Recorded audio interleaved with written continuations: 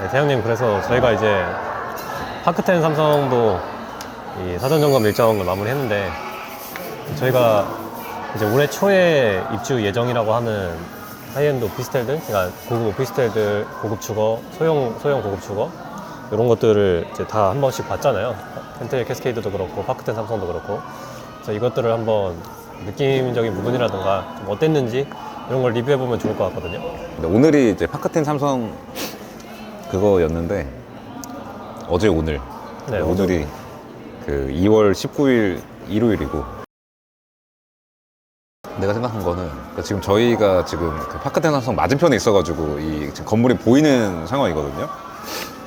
이게 지금 정면에 그 바깥이랑 노출되어 있는 그 대로변 세대가 한 층에 이제 세 세대가 있는데, 세 세대가 이제 거실이 있고, 그 다음 더 안쪽으로 들어가면은 그 안에 슬라이딩 도어로 안방 같은 형태를 만들어 놓은 거였잖아요. 그렇게 해서 바닥 면적이 12평, 13평 정도 되는 건데, 이거를 만약에 지금 저 똑같은 땅에다가 이제 지어라 이렇게 하면은 이 지금 전면에 있는 세 세대를 두 개로 줄이기만 해도 그 평당 가격을 더 받을 것 같아요. 그런 느낌인 거죠. 예를 들면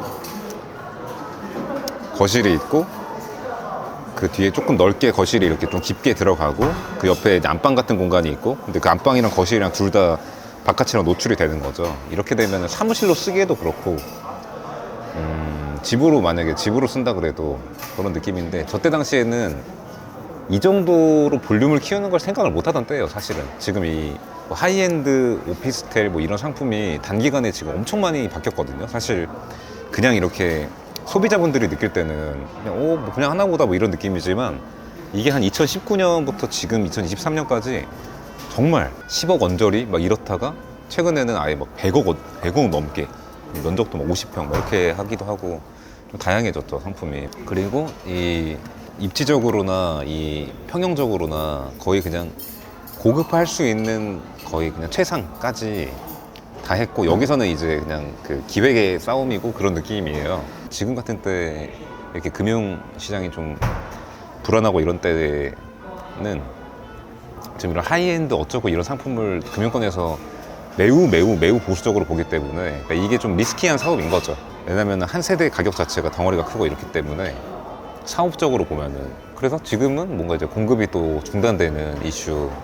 근데 이런 게 뭐 마냥 나쁘다는 게 아니라, 원래 공급이 중단되는 건 투자자한테는 호재로 보는 게 일반적이거든요. 그래서 지금 되게 재밌는 거예요. 2019년부터 2023년 초까지 주르르륵 이렇게 굉장히 많은 변화, 막 그 안에서 평면도 바뀌고 뭐도 바뀌고 막 이런 게 지금, 이 다른 뭔가 아파트가 막 몇십 년에 걸쳐서 바뀐 그 변화 같은 느낌을 저 오피스텔은 주르르르륵 이렇게 된 느낌이고, 근데 거기서 끊기고, 최근에 이런 뭔가 금융 관련 이슈 때문에. 그래서 이 4년간의 그게 당분간 좀 연구 대상인 거죠. 다행히 뭔가 청담동의 대형 막 이런 정점의 상품까지 나오고 나서 이런 금융의 뭔가 불안정한 상황이 돼가지고, 딱 여기서 지금 뭔가, 물론 이제 뭐 한두 개나 뭐 이런 식으로 이제 분양할 수도 있겠지만, 사실 당분간은 거의 신규로 계획되는 거는 그런 사업지는 없다고 봐야 되거든요, 거의. 그런 상황이죠. 아니, 그리고 네. 이제 아까 이제 외관 말씀하셔서 하는 말인데, 이 캐스케이드도 그렇고 파크10도 그렇고 이 외관이 생각보다 포스가 좀 있더라고요. 네. 아니, 생각보다가 아니라 지금 이 두 곳이 그게 뭔가 포인트인 애들이네요, 진짜. 그 인근에서 그냥 확 눈에 띄는 아이들이잖아요, 두 개 다. 그러니까 그래서 네. 앞으로도 이제 그런 하이엔드 오피스텔들이 쭉 이제 입주 예정이고 지어질 예정이잖아요. 그래서 사실 이제 저희가 그러니까 제가 없을 때의 영상이긴 한데, 그때도 이제 약간 외관적인 부분에서 아직 뭐 이렇게, 그때 파크10 얘기하면서 그때 그것까지는 아직 외관이 좀 이런 거라서 아츠 때부터 이제 좀 봐야 된다 이렇게 얘기를 하셨었는데, 근데 이제 근데 막상 또 와보니까 네, 파크10이 외관이 생각보다 되게 괜찮아요, 진짜. 네. 아니, 어떤 맥락의 얘기인지 알 것 같은데, 근데 아마 외관 얘기는 아니었을 거예요. 외관만 얘기한 게 아니라 전반적으로. 아니, 근데 맞아요. 근데 지금 파크10도, 저는 지금 여기 사실 조금 임대 같은 거 잘 될 것 같고 뭐 이런 얘기 하지만, 내부가 그런 고급이 아니에요, 진짜로. 그래서 이건 아마 수분양자 분들도 그런 생각 많이 할 것 같고, 펜트 캐스케이드도 그런 그 막 과하게 막 고급으로 아, 발라놓은 예, 이런 예. 느낌이 둘 다 아니에요. 맞아요. 그러니까 그건 그 이후에는 그게 시기가 또 언제인지 갑자기 기억이 안 나는데, 그러니까 뭐 2020년 말 그 아츠 노년 그때쯤부터 그때부터 막 불탑 넣고 이런 거예요. 그러니까 사실 말도 안 되는 거예요. 이런 막 17평짜리에 네, 불탑 네. 넣고 막 이런 거. 네, 네. 원래 진짜 무슨 대형 고급 빌라 같은데 네, 네. 넣는 이런 건데. 그러니까 그게 이제 무조건 좋다는 게 아니라 그때부터 진짜 말도 안 되는 이제 하드웨어적인 업그레이드가 일어나기 시작했어요. 그 외관만 얘기하는 게 아니라. 네네. 그래서 이제 그게 좀 어떻게 적용이 될까. 그러니까 그런 것들이 그 갑자기 분양가 그레이드가 확 올라간 거에 대한 명분이거든요. 어쨌든 공급자들이 제시한. 네. 근데 그게 분양 시장에서는 일단 소화가 됐어요. 근데 그 다음에 임대차 시장에서 임차인들도 그거에 대한 가치를 인정을 해줘서 더 많은 월세를 내줘야 이 시장이 돌아가는 거잖아요. 분양가 더 비싼데. 네.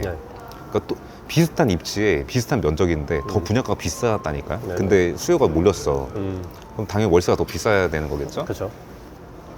근데 그 명분이 뭐냐를 보면은 일단은 그런 하드웨어적인 업그레이드가 첫 번째였어요. 다른 인피니티 풀이나 뭐 이런 것도 있긴 있는데 제일 큰 게 좀 그런 거.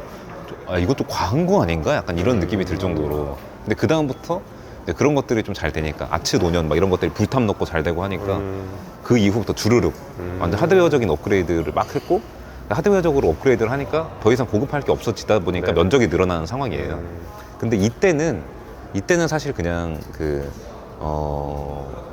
엄청 좋은 입지에 그냥 어느 정도 그냥 고급 자재를 썼다 이런 느낌인 거지. 그러니까 공급자가 나는 최고급으로 내가 기획을 했는데 기획처럼 안 나왔다 이런 게 아니라 기획 자체가 그런 기획이 아니었던 거죠. 요 시점에는. 그런 느낌입니다. 그래서 아츠 노년부터 그 올 하반기부터 이제 지켜봐야 되는 거는 맞긴 맞아요. 그러니까 아스티 노년이나 이런 것도 내부 같은 데가 엄청 화려해가지고 그런 게 특이한 거죠. 근데 요런 데 지금 이제 피디님도 봐서 알겠지만 약간 그냥 무던해요. 이런 거 무던합니다. 네, 막 그런 이제 화려하고 막 고급 자재를 막 발라놓고 이런 느낌이 그런 맞아요. 느낌이 그런 안 들거든요. 느낌은 아니에요. 네. 근데 또 이게 마냥 뭐가 좋다고 할 수는 없는 게 진짜로 우리가 고급 뭐 주택이라고 하는 것들 가도 내부를 그렇게 고급 자재 발라놔야 이제 고급 주택으로 인식되고 그런 것도 아닌 거죠, 사실. 네. 입지가 고급일 수도 있고 아니면 뭐 다른 것들이 고급일 수도 있고 막 이런 거는.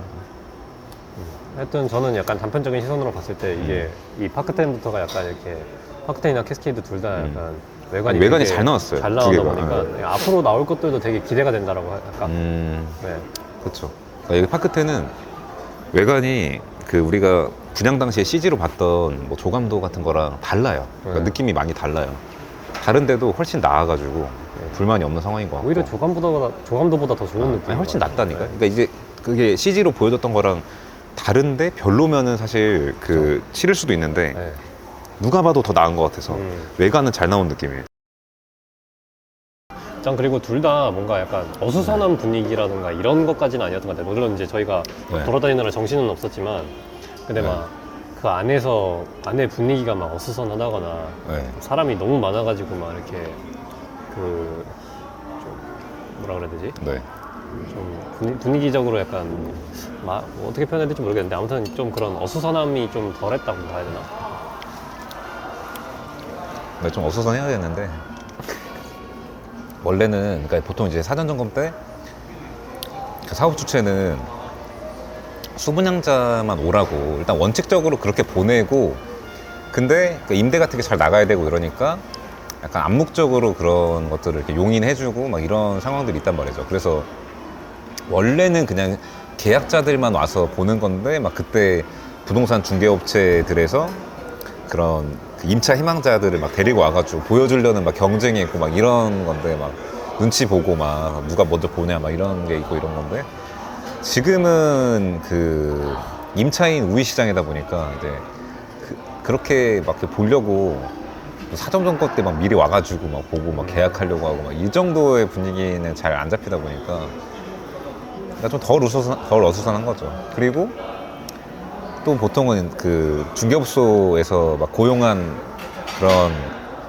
분들이나 그러니까 명함 같은 거 주는 막 그런 아주머니 분들이나 아니면 그냥 중개사 분들이 나와가지고 막 이렇게 그 임대인 계약자 연락처 받아가려고 이렇게 하는데 그런 것도 잘 없는 게 지금은 임차인 매수자가 좀 우위 시장이다 보니까 매물이 잘 나와서 전반적으로 원래는 막 그 서로 명함 주려고 막그 번호 따려고 막 이런 게 되게 치열한데 심지어 아크로솔 포레스트 같은 그런 초고가의 아파트도